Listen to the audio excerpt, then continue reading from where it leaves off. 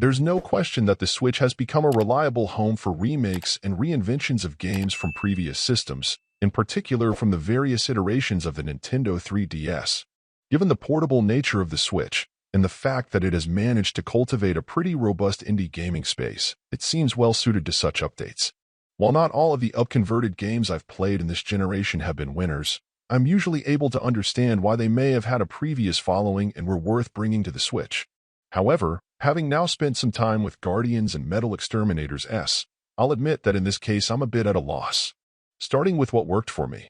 While the inclusion of two simulated old-school handheld games was likely a throwaway bonus, I at least connected with them a bit.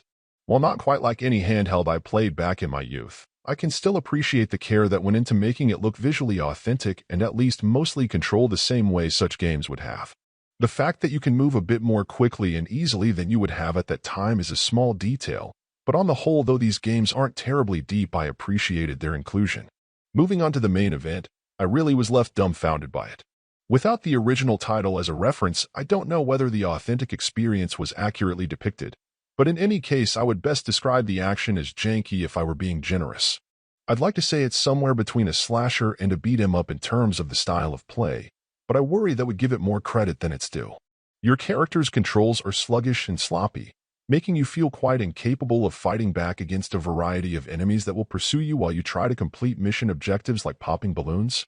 You'll be able to unlock and switch between characters, even including some monsters, each having their own benefits, but nothing can really get around the generally dismal gameplay. If you're a fan of the series, you'll even be able to import characters from its other titles, but nothing would be able to distract you from the woeful state of the experience. Perhaps this somehow felt sufficient on an older system, but in a mature Switch eShop it simply isn't up to snuff. Overall, my final score for the game ended up being a 5.2. Thank you for taking the time to listen to this review, and if you'd like more information or ideas of indie games worth checking out on Switch, be sure to click on the link provided in the description. Until next time.